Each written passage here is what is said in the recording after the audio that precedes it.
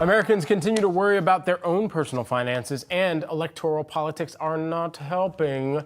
According to a new study from D.A. Davidson, 78% of Americans are anxious about their finances within the context of November's election, with 60% expecting inflation to rise as a result. For more on the study, we welcome in Andrew Crowell, who is the D.A. Davidson Vice Chairman, Wealth Management. Thank you so much for joining here. One of the huge things. Thank you, Brad, for having me. Absolutely. One of the huge things that we're trying to figure out is, because we don't have a crystal ball to know who's going to win, it also comes to some of the down ballot voting as well here, and where some of the elected officials could have sway on policy that could impact anything from the prices we pay, even though the Fed is still going to perhaps reign supreme within that trajectory. I mean, where should voters be placing more of the emphasis on their financial concerns?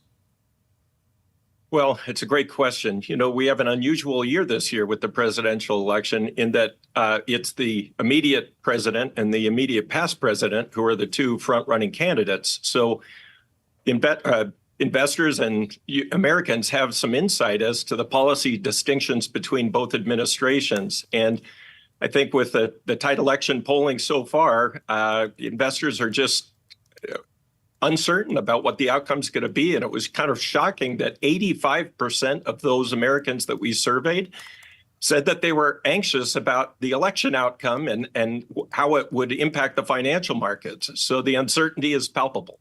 And so with that in mind, I mean, we're taking a look at some of the survey results here. It also even extends into data about student loans here. I mean, what is the net impact that people should be or could be expecting there? Well, inflation has been something that we've all felt over the last couple of years. And it was fascinating that 42%, actually it was 43% of the people that we polled that have student loans outstanding have been unable to keep up with their payments since they were reinstated starting in 2023. We saw other things like 47% of those that we surveyed are currently not contributing to their retirement plans. And then we had almost a third, 32%, that said they don't even have any retirement savings at all. So persistent inflation is impacting people in the pocketbook, and they're making choices. And unfortunately, they may be sabotaging their long-term savings by not contributing during this time period.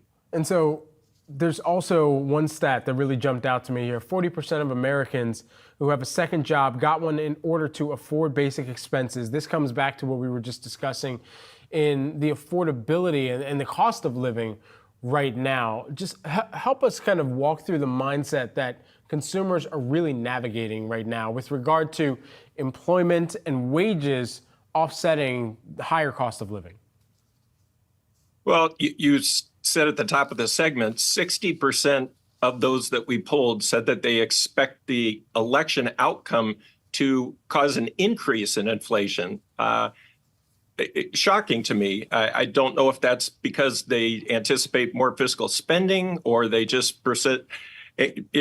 So people are making these choices, and it's making it very difficult for the average consumer to keep ahead. That stat that you cited about second jobs, 42% of those who have second jobs took them on in the last year.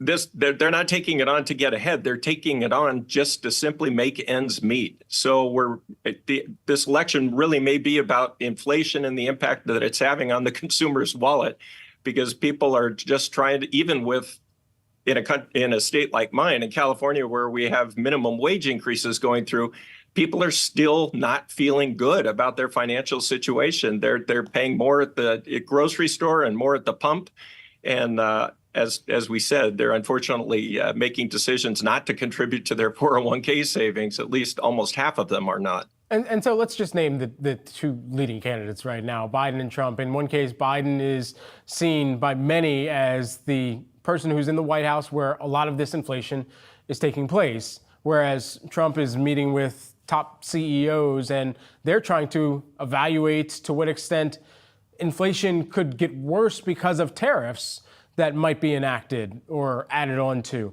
So all this in mind, where do you believe Americans are placing even more emphasis? Well, I think they're placing more emphasis based on what we can tell right now in just that either administration is going to be spending and either administration is going to be putting pressure on both wages and also on everyday expenses through their policy.